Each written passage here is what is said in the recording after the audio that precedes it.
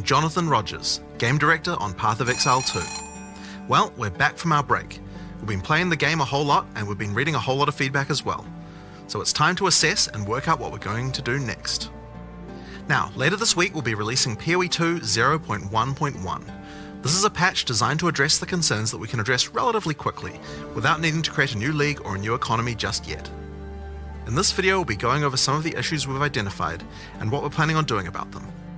It's worth stressing that just because a specific issue isn't on this list doesn't mean that we're not aware of it or that it isn't going to get addressed. It just means that we either can't fix the problem quickly or we can't do so without the need for a new economy. One of the major areas that needs a lot of attention is the base experience of mapping. We've made a lot of changes here.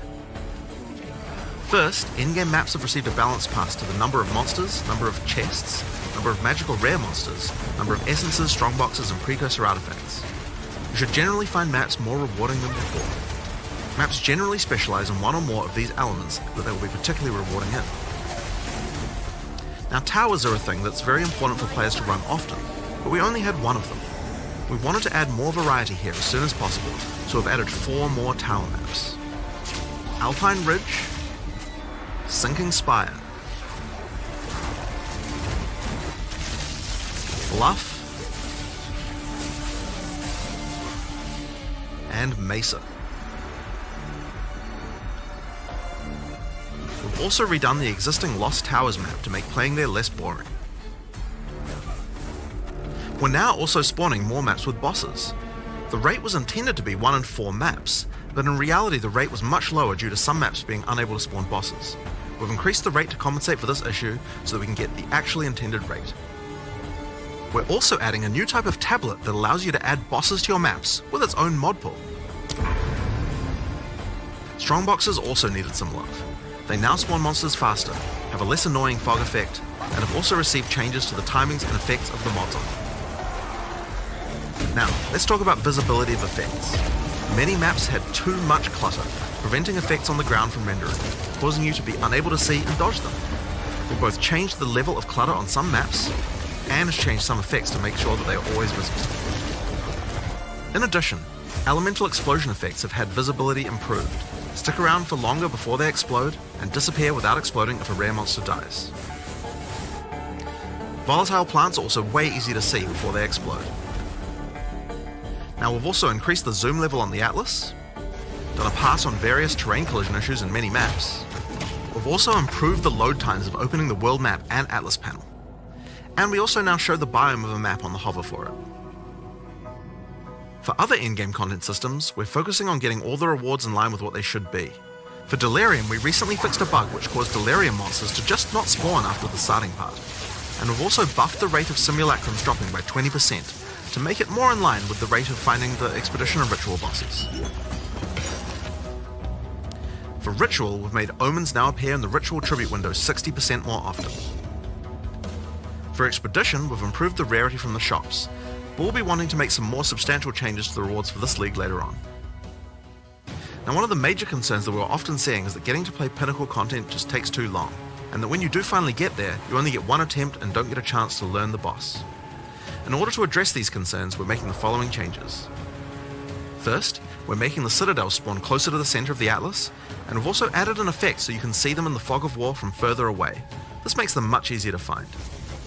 To address the problem of only having one attempt, on the Arbiter of Ash you will now get up to 6 respawn attempts. Respawns can only be triggered by the person who put in the keys, and everyone on your party will be respawned at the same time.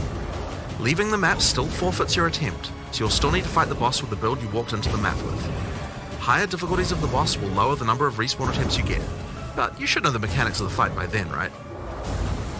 Now, we'll also be adding respawns to other Pinnacle content as well over time. Another thing that players have noticed is that there are less keys from Faradin Citadels on the market, and thought that it was because the Citadel spawns less often. It turns out though that this is just because the boss kills players more often than the others. We've made a few changes to that boss to bring it in line with the other bosses. A lot of people have reported that many of our unique items are feeling underwhelming. Uniques are often designed to be build enabling at high levels, even if they're low level uniques. But we realised that we do need to make sure that more uniques feel powerful when you first get them at low levels too.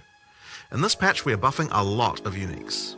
These changes should make finding uniques at lower levels a lot more fun, and make subsequent character playthroughs more fun too when you have some great uniques to use.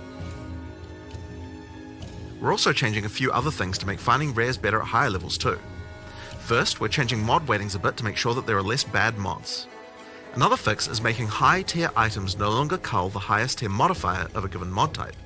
This bug caused bows and crossbows to not spawn with attack speed at tier 5 rarity, and rings to not spawn with life at tier 5 rarity. Another change we're making is to make it so that socketables such as runes can now be overwritten with another socketable. Now, as we continue to play, we still find many balance anomalies with specific monsters or bosses that can be nasty if you encounter them. This patch contains a pass adjusting a large number of those monsters and bosses.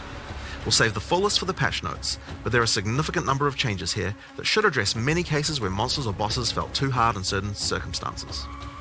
Here are a few examples to get a taste of what kind of changes you can expect. The Silver Fist Commander roll now does a lot less damage. Plague Bearer's Detonate Dead can no longer be used from off-screen and has better telegraphing. Forsaken Miners throw less grenades, have improved visuals, and deal less damage. And Lost Men Zealots can no longer meteor you from off-screen either, as well as many other changes just like those. One of the big issues for players on consoles is that the web-based item filter system is currently not working. This means that they can't use item filters like the PC users can. For 0.1.1, we'll be enabling the same system that PoE 1 has, which allows you to subscribe to item filters on the website. For now, this will be done on the PoE 1 website to allow us to get this feature out as fast as possible. Later on, we'll improve the user experience of this and put it on the Path of Exile 2 website. This patch also contains a bunch of other smaller changes and bug fixes that I'm sure you guys will appreciate, like buffing armor and scavenged plating, showing the number of uses left in your charms, as well as an effect when they trigger, The Song of the Exiles, fixing the music that Una was supposed to play in town,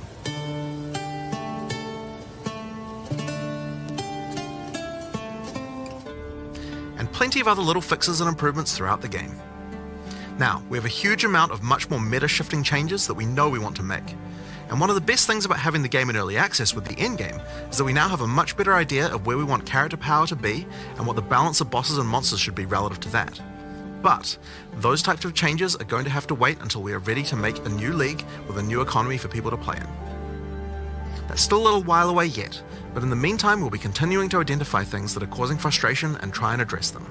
I want to thank you guys for playing and hope to be doing more of these in the future. Later. All right, so there you have it.